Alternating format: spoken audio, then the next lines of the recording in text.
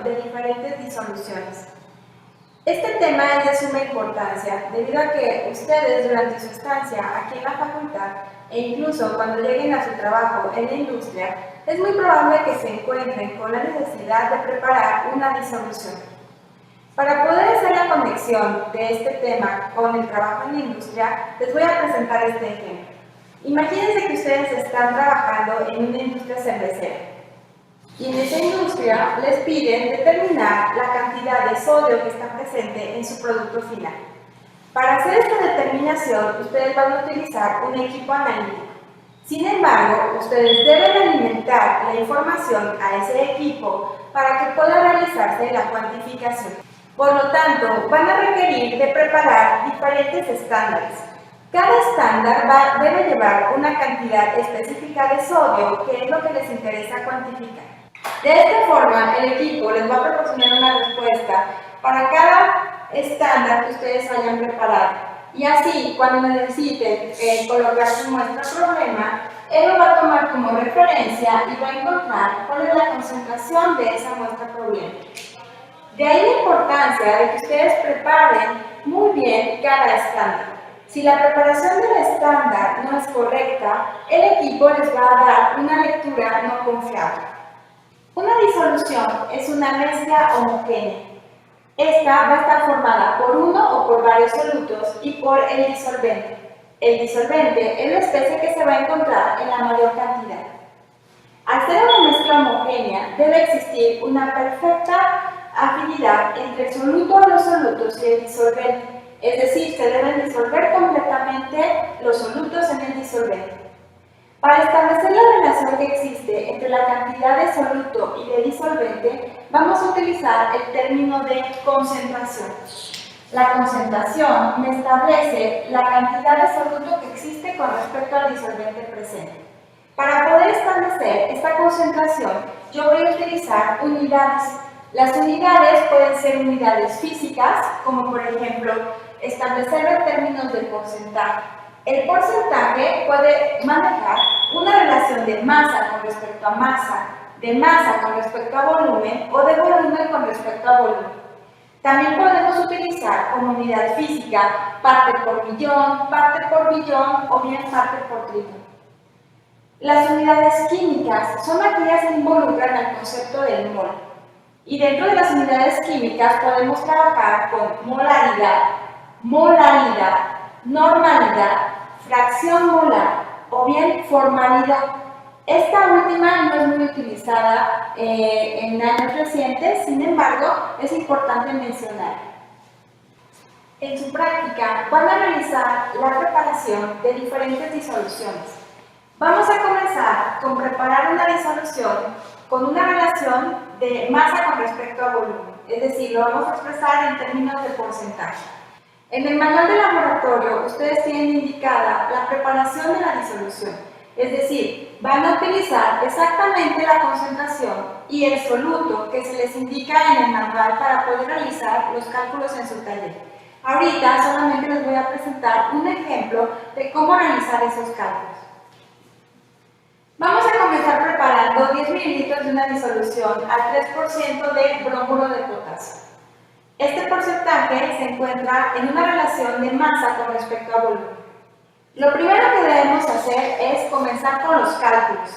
Lo primero que hay que cuestionarnos es ¿qué cantidad de bromuro de potasio debo pesar para preparar esos 10 mililitros de disolución? De esta manera vamos a comenzar nuestro planteamiento como factor unitario. ¿Cuánto de bromuro de potasio debo pesar para preparar los 10 mililitros de disolución?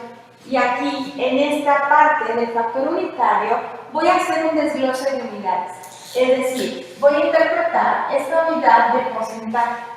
Este porcentaje me indica que deben existir 3 gramos de bromuro de potasio por 100 mililitros de la disolución.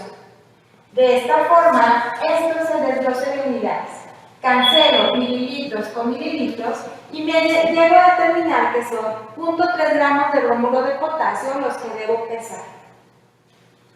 Una vez que realicé el cálculo, tengo que ir a pesar el soluto, que en este caso fue el bromuro de potasio. Para ello voy a utilizar este pesamuestra, que en este caso es de plástico. Me voy a ir a la balanza analítica y voy a realizar la pesada del bromuro de potasio.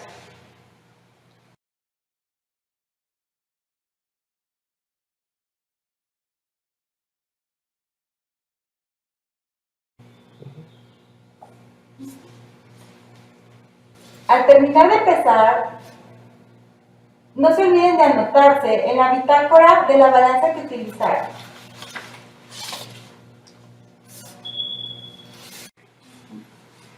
Para preparar nuestra disolución debemos utilizar este matraz, que es un matraz volumétrico.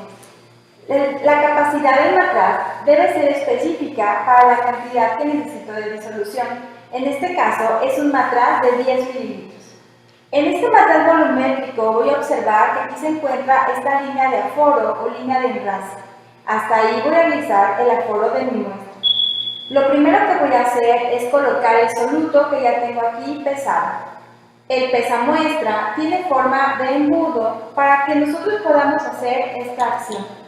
Vamos a colocar el pesamuestra de esta manera en el matraz volumétrico y así nos aseguramos que todo cae al fondo del matraz. Voy a comenzar a disolver el disolvente, que en este caso es agua. Voy a comenzar colocando el agua aquí sin retirar el pesamuestra para asegurarme que todo el soluto que yo pesé pues quede dentro de lo que sería mi matraz volumétrico. De esta forma comienzo a agregar el agua, ¿sí?, que es el disolvente, sin llegar a lo que sería la línea de aforo o línea de enlace. Agrego lo más posible de este disolvente, ya que me aseguré de que queda limpio el pesamuestra, lo puedo retirar y ahora voy a comenzar a agitar poco a poco hasta que se disuelva por completo el soluto. Recuerden que estamos preparando, como les había mencionado, una mezcla homogénea, por lo tanto la afinidad entre soluto y disolvente pues debe ser total. Una vez que me aseguro que ya se disolvió por completo el soluto, entonces voy a continuar con el aforo. Voy a continuar agregando lo que sería el disolvente hasta acercarme a la línea de aforo o línea de enlace. Cuando me encuentre cerca de esta línea, entonces voy a utilizar una pipeta pastel. Aquí tengo agua en este recipiente, este es un matraz Erlenmeyer, y voy a comenzar a agregar gota a gota hasta llegar a la línea de aforo o línea de enlace. ¿Sí?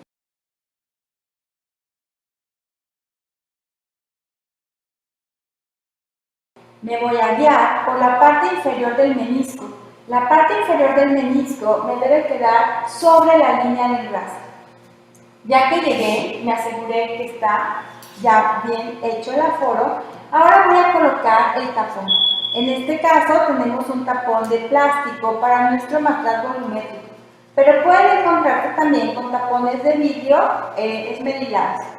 Lo único que voy a hacer es incorporar, comenzar a mezclar de esta manera. ¿Por qué? Pues porque ya se había disuelto por completo el soluto. Una vez que ya terminé esta agitación, ya está lista la disolución. Algo importante aquí es mencionar que lo que hicimos fue un aforo. Colocamos la cantidad necesaria de soluto y aforamos hasta la línea de enlace. ¿Qué hubiera sucedido si no hubiera utilizado un matraz volumétrico y yo coloco la cantidad que pesé de soluto y agrego simplemente el resto, es decir, 10 mililitros de agua? ¿Me quedaría la misma concentración? No, porque en este caso agregaría 0.3 gramos de soluto y 10 mililitros de agua. La concentración no correspondería al 3% que yo necesito en mi preparación. Es decir, yo agrego los 0.3 gramos de soluto y aforo hasta llegar al total de disolución, ¿sí? Es muy importante diferenciar este término, lo que es disolución y lo que sería disolvente sólido.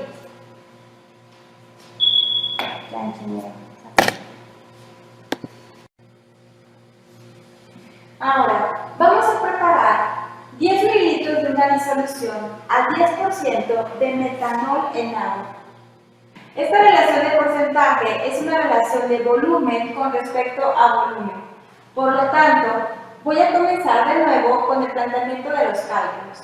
Lo primero que me cuestiono es, ¿cuántos mililitros de metanol necesito para preparar los 10 mililitros de disolución? Y lo que voy a establecer en esta parte del factor unitario es el desgloso de las unidades de porcentaje. Aquí, este 10% me está indicando que necesito 10 mililitros del metanol en 100 mililitros de disolución. De esa manera puedo cancelar unidades y encuentro que lo que necesito es 1 mililitro de metanol para preparar esta disolución. Pueden hacer ustedes el cálculo utilizando factor unitario o bien también pueden aplicar la fórmula que se les estableció en la parte teórica de su manual. Con los dos casos con los dos procedimientos deben llegar al mismo resultado. Algo importante es que en el cálculo anterior que utilizamos una relación de masa con respecto a volumen, si aplican una fórmula no se les van a cancelar las unidades, solo para que tengan cuidado que en el planteamiento siempre vamos a sustituir numérico y unidad y se deben ir cancelando unidades para asegurarnos que nuestro resultado es correcto. Si las unidades no se cancelan, aunque el numérico esté correcto, eso me da un indicio de que existe un error en planteamiento. Ya que determiné la cantidad de metanol que necesito medir, el metanol se encuentra en este recipiente. Como voy a medir 1 mililitro de metanol, voy a utilizar esta pipeta, que es una pipeta volumétrica. Esta pipeta es muy confiable y aquí, al igual que como teníamos en nuestro manual volumétrico, en esta pipeta también debemos identificar dónde se encuentra la línea de aforo o línea de enrase. En este caso se encuentra aquí. Esto significa que de punta hasta la línea de aforo está justo la cantidad de 1 mililitro, que es la capacidad que me marca la pipeta.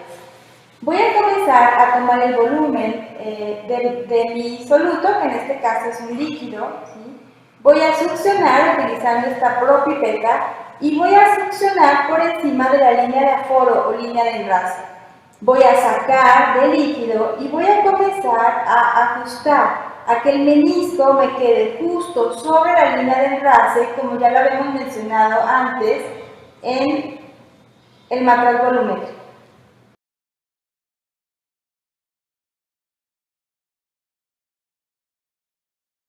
Y ahora voy a colocar este soluto, que en este caso es líquido, dentro de mi manual volumétrico, tratando de que caiga a través de las paredes.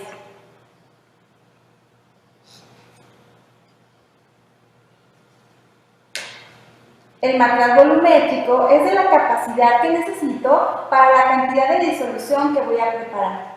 Ahora voy a comenzar a agregar el disolvente, igual como lo hice en la preparación anterior. En este caso, también debe existir completa afinidad entre el soluto y el disolvente que estoy trabajando. Una vez que me acerco a lo que es la línea de aforo o línea de enrase, lo voy a hacer utilizando una pipeta pastel. Recuerden evitar el error de paralelaje y colocar justo a nivel de sus ojos el material.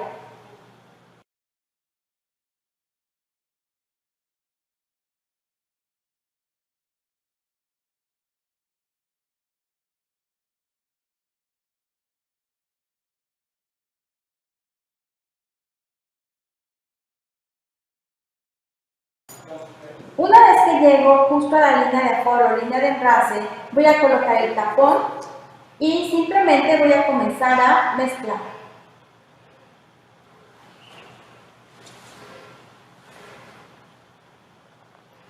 Así tengo lista ya la preparación de mi disolución. Ahora vamos a preparar esta disolución en donde necesitamos.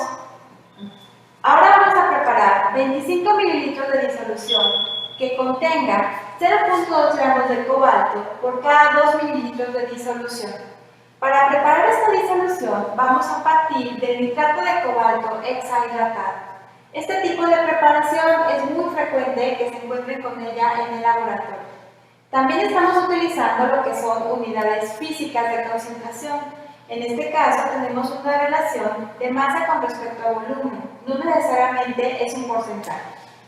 Para poder hacer este cálculo necesito primero utilizar el concepto de masa molar.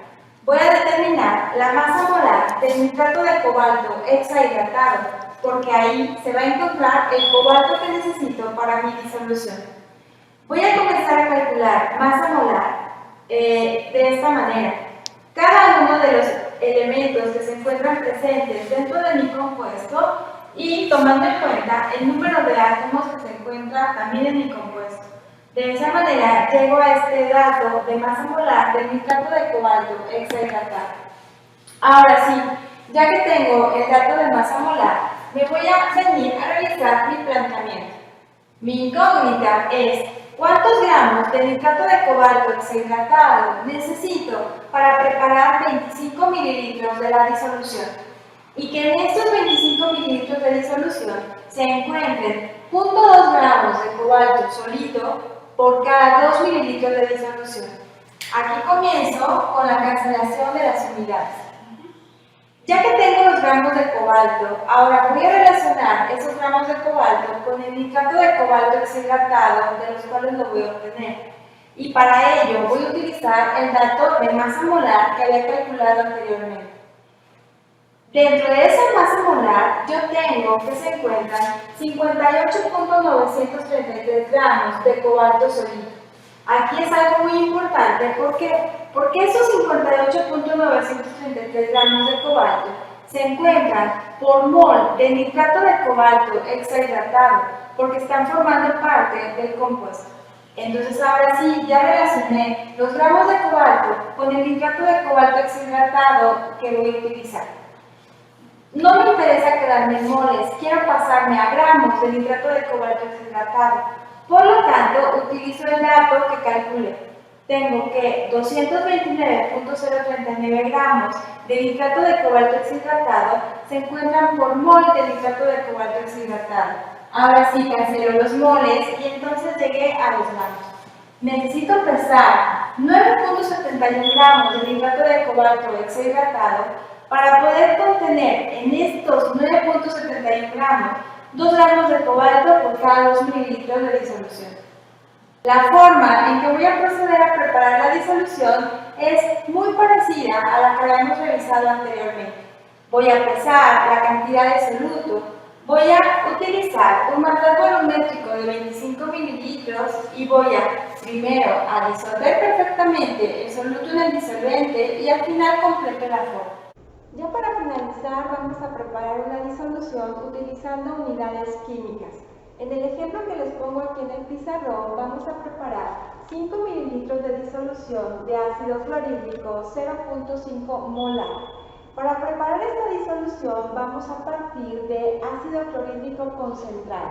Ustedes saben por su nomenclatura que revisaron en Química General 1 que para que se le pueda nombrar ácido clorhídrico pues fue necesario la presencia de cloruro de hidrógeno y agua.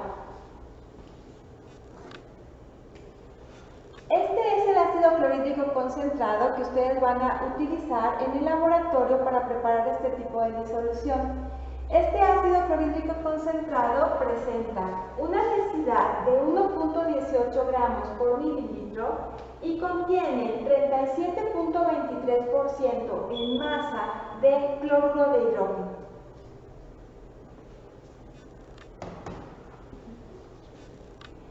Vamos a recordar que molaridad es igual a mol de soluto dividido entre litros de disolución. Y a partir de ello voy a comenzar mi planteamiento. Lo voy a hacer por factor unitario. Lo que me cuestiono es, ¿cuántos mililitros del ácido clorhídrico concentrado debo de medir para poder preparar los 5 mililitros de disolución que requiero? Aquí voy a comenzar colocando el desglose de unidades. ¿De qué unidades? Pues de las unidades de molaridad. Necesito 0.5 molar, por lo tanto serían 0.5 moles del soluto, que es el cloruro de hidrógeno, entre 1000 mililitros de disolución, que es lo que corresponde a 1 litro de disolución. De esa manera puedo cancelar unidades, mililitros de disolución con mililitros de disolución, y me quedan moles de cloruro de hidrógeno. Para poder pasar estos moles a gramos, voy a utilizar la masa molar del cloruro de hidrógeno, que es igual a 36.461 gramos por mol. Aquí hago el desglose de estas unidades. 36.461 gramos de cloruro de hidrógeno por mol de cloruro de hidrógeno. De esa manera puedo cancelar mol de cloruro de hidrógeno con mol de cloruro de hidrógeno. Ya llegué a los gramos de cloruro de hidrógeno. Aquí voy a relacionar con el ácido clorhídrico concentrado que necesito. De esta manera voy a utilizar el porcentaje en masa de cloruro de hidrógeno que existe presente en el ácido clorhídrico concentrado, y voy a hacer este desglose de unidades. 37.23 gramos de cloruro de hidrógeno se encuentran en 100 gramos del ácido clorhídrico concentrado, y de esa manera puedo cancelar gramos de cloruro de hidrógeno con gramos de cloruro de hidrógeno, y ya llegué a relacionar con el ácido clorhídrico concentrado que necesito para preparar la disolución. No me quiero quedar en gramos, quiero mililitros de ese ácido clorhídrico concentrado. Por lo tanto, voy a utilizar la densidad, y aquí lo que presento es el desglose de las unidades de densidad. 1.18 gramos de ácido clorhídrico concentrado por mililitro de ácido clorhídrico concentrado. De esa manera puedo cancelar unidades y ya llego a los mililitros de ácido clorhídrico concentrado que necesito para preparar mi disolución. Recuerden que este planteamiento lo realicé utilizando factor unitario. Ustedes también pueden llegar al mismo resultado si utilizan la fórmula de molaridad. Entonces, partiendo de esta fórmula de molaridad, comenzarían su planteamiento hasta llegar a los mililitros de ácido clorhídrico concentrado que necesitan medir. El resultado debe ser igual, siempre y cuando vayan cancelando las unidades de manera congruente. La preparación de esta disolución sería muy similar a lo que ya realizamos en la preparación de las disoluciones anteriores. Necesitamos también un matraz volumétrico con la capacidad de la cantidad de disolución que necesito preparar. Aquí lo único que hay que tener mucha precaución al manipular el ácido clorhídrico concentrado, y recordar que siempre la manipulación es el ácido se adiciona al agua por seguridad, ¿de acuerdo? Una vez que preparamos una disolución utilizando unidades químicas, pues necesitamos asegurarnos que realmente nos quedó la concentración necesaria. Para ello, ustedes el siguiente semestre en Química Analítica van a llevar a cabo lo que se conoce como titulación o valoración, para poder determinar que exactamente les quedó la concentración en unidad química que requieren. Por lo tanto, hasta aquí son los cálculos y la preparación de la disolución en unidades químicas. Y el siguiente semestre en Analítica comprobarán haciendo una valoración o titulación volumétrica.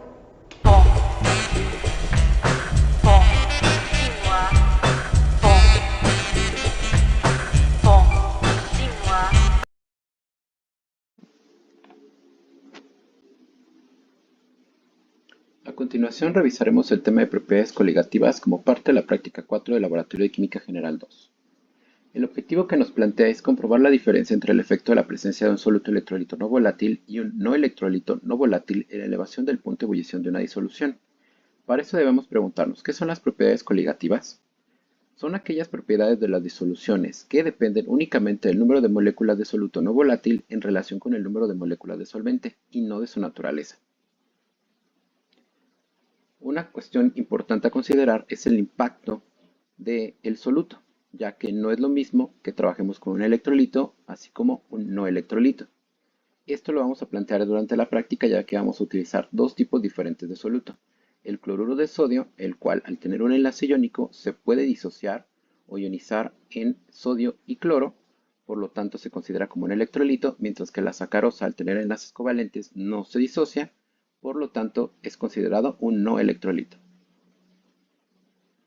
Las propiedades coligativas son abatimiento de la presión de vapor, abatimiento del punto de congelación, presión osmótica y elevación del punto de ebullición, la cual será la que revisaremos durante esta práctica.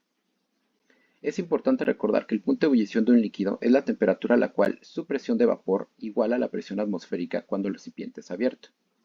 Entonces, al momento de añadir un soluto no volátil, se disminuye la presión de vapor del disolvente, por lo que el aumento de partículas en la disolución aumenta el punto de ebullición al requerir más temperatura para igualar las presiones de vapor.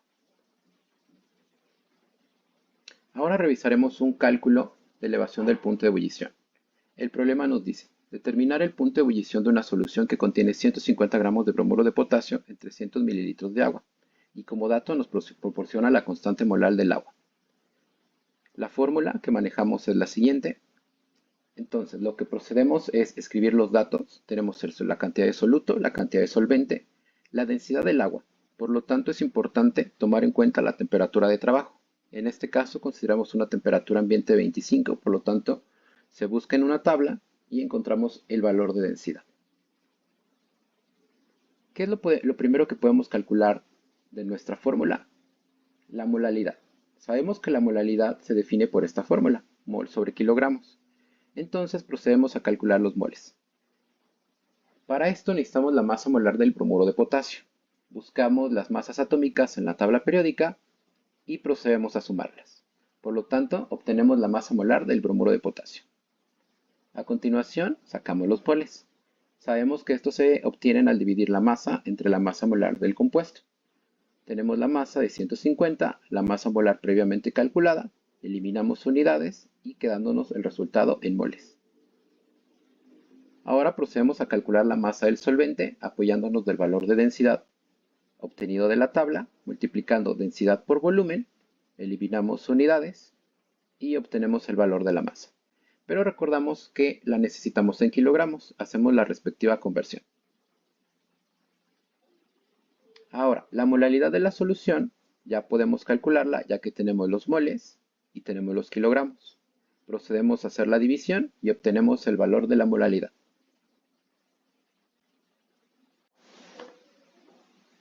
Ahora sí podemos aplicar nuestra formulita, la cual consiste en multiplicar la constante molar del agua por la molalidad de la disolución previamente calculada, sin olvidar el factor que se incluye en la ecuación, el cual en este caso adquiere un valor de 2.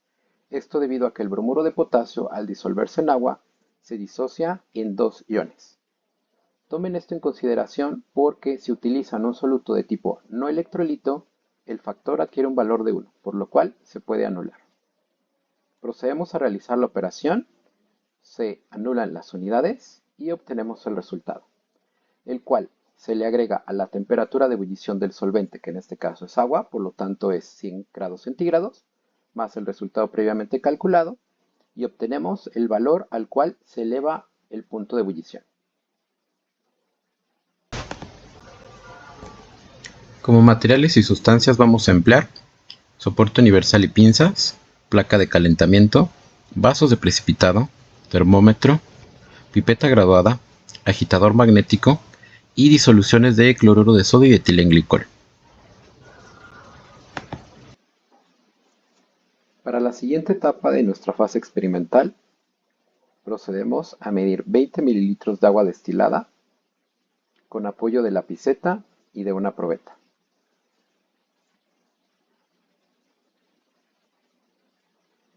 Los cuales posteriormente se agregan al primer matraz Erlenmeyer.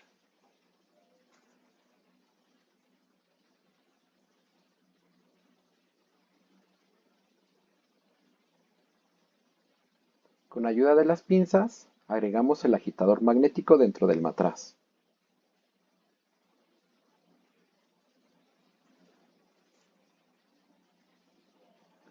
Previamente, el termómetro debe estar sujeto a las pinzas y al soporte universal. Bajamos el termómetro para que entre en contacto con el solvente, teniendo cuidado de que no toque las paredes ni el fondo del matraz. Procedemos a aplicar agitación y calentamiento. Recuerda que la perilla de la derecha es calentamiento y la perilla de la izquierda es agitación.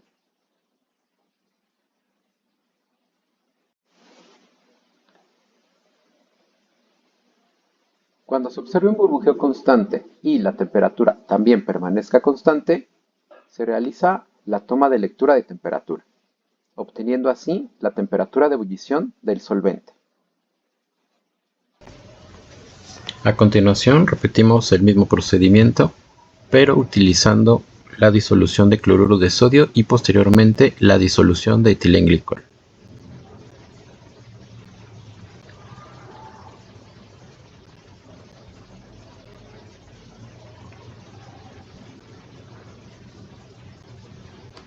Recuerda que el termómetro no debe tocar las paredes ni el fondo del vaso de precipitado.